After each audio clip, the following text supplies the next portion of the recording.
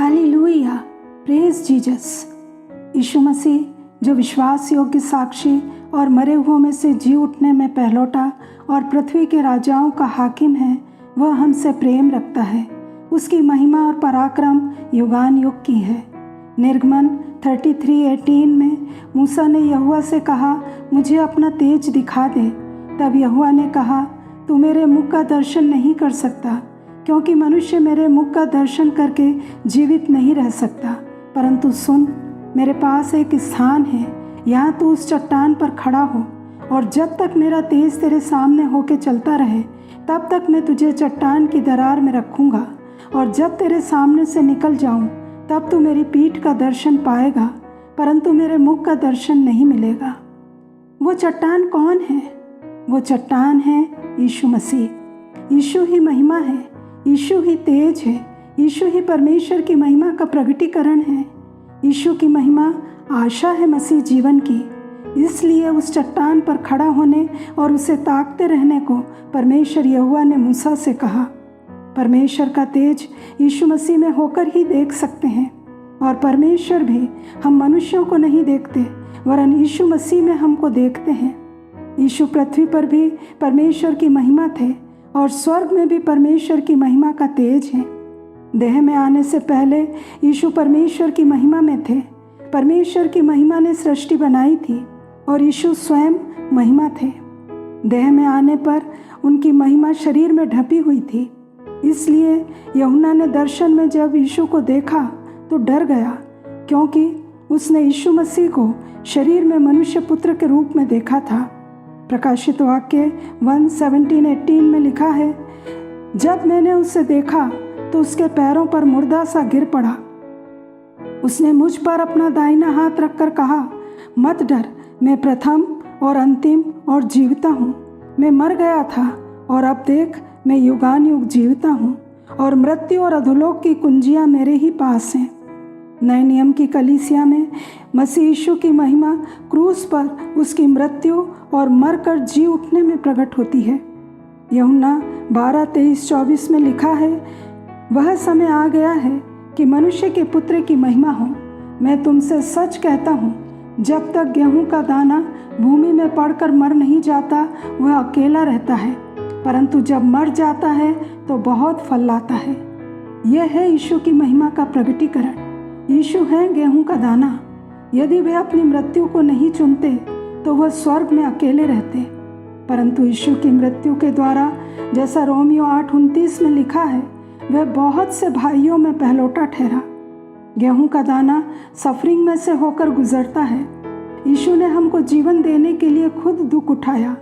उसका शरीर क्रूस पर तोड़ा गया। उसकी भौतिक देह नाश हो गई, परंतु वह प्रथम फल हुआ, मरकर जी उठा। मसीह के दुख उठाने में, उसके मरने और जी उठने में उसकी महिमा है। यीशु स्मरण दिलाते हैं कि बिना मरे हार्वेस्ट नहीं है। फसल लाने के लिए बीज को बोना ही होगा, उसे मरना ही होगा, तभी वह जर्मिनेट होगा और बढ़ेगा। यीशु का ये जीवन हर एक मसीह व्यक्ति में, हर एक विश्वासी में, हर एक सेवक में होना है। परंतु क्या हम मसीहों में इस जीवन को देखते हैं? यदि हम अपने पापों के लिए मर गए हैं, तो हम मसीह की महिमा में जी उठेंगे। बिना अपने पापों के लिए मरे मसीह की महिमा के प्रगटीकरण को नहीं पाएंगे। कोई भला नहीं होगा जब तक बीज बोया नहीं जाएगा। बिना अंधेरी जगह के पोटेंशियल बाहर नहीं आएगा। ये दफन नहीं हो गया, ये बोया गया है, अंकुरित होगा, फूलेगा, फलेगा। अंधेरी जगह पसंद नहीं थी, पर अब कितना सुंदर हो गया। हम में से कोई भी बोया जाना नहीं चाहता, परंतु बिना बोए कभी खोज नहीं पाएंगे कि अंदर क्या है। यदि सही रवैया रखकर उसमें से गुजर जाएंगे तो नया ताज़ा अभिषेक पाएंगे। यीशु जानते थे कि मरना मुश्किल है, अपने प्राण को अप्रिय जानना मुश्किल है, यीशु के पीछे क्रूस के मार्ग पर चलना मुश्किल है, परंतु महिमा मुश्किल को आनंद में जीवन में बदल देती है।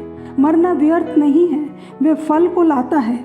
जो हम यीशु के लिए त्याग करते हैं, दुख उठाते हैं, वो उसे महिमा के साथ वापस लौटा देता है। यदि हम उसकी सेवा करते हैं, आज्ञा मानते हैं, तो पिता हमारा आदर करते हैं। अपने कठिन समयों में अपने आप से हम पूछें कि मुझ में वो क्या है जिसे मरना है, वो क्या है जो मरे कि मैं और फल लाऊं।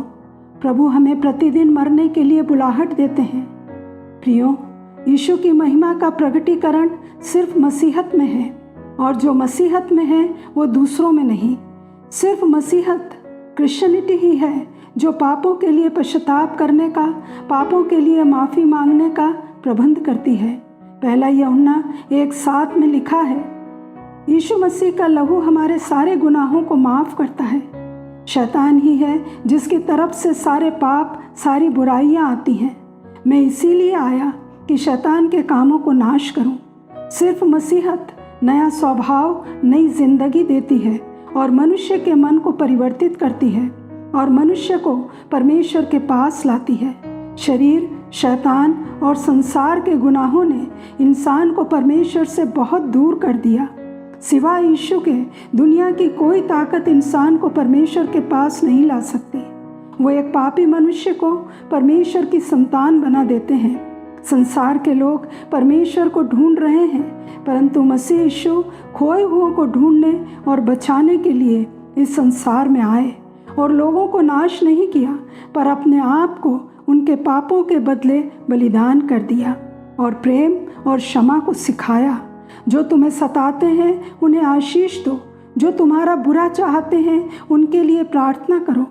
संसार अपने संसारिक जीवन की चिंता में है, मसीहत आत्मिक जीवन की चिंता करती है, क्योंकि उनका स्वदेश संसार नहीं वरन स्वर्ग है। संसार के लोग धार्मिक स्थानों को बनाने में लगे हुए हैं, लेकिन मसीहत सिखाती है परमेश्वर हाथ के बनाए हुए घरों में नहीं रहता। तुम परमेश्वर का मंदिर हो और परमेश्वर का आत्मा तुम में रहता है। परमेश्वर कौन है, कैसा है, यीशु ने संसार में प्रकट किया। इसीलिए जितना मसीहत को ख़त्म करने की कोशिश की गई, उतनी ज़्यादा से ज़्यादा मसीहत बढ़ती जाती है। तो प्रियो, अपने को जांचें कि हम उस मसीहत का हिस्सा हैं या नहीं। मसीह की महिमा कलीसिया को घुटनों पर ले आएगी, क्योंकि मसीह उस कलीसिया को लेने आने वाले हैं और उस कलीसिया को तैयार कर रहे हैं जो वचन के द्वारा जल के स्नान से शुद्ध और पवित्र हो, जिसमें न कलंक हो न झुर्री हो, वरन पवित्र और निर्दोष हो। यदि हम पापों के लिए मर गए तो मसीह के साथ जलाए भी गए। इसलिए स्वर्गिक वस्तुओं की खोज में रहें, जहाँ मसीह विद्यमान है और परमेश्वर के दाहिनी ओर बैठा है। पृथ्वी पर की नहीं परंतु स्वर्गीय वस्तुओं पर ध्यान लगाएं, क्योंकि हम तो मर गए और हमारा जीवन मसीह के साथ परमेश्वर में छिपा हुआ है। जब मसीह जो हमारा जीवन है प्रकट होगा, तब हम भी उसके साथ महिमा सहित प्रकट किए जाएंगे। प्रभु यीशु मसीह के नाम में आमीन।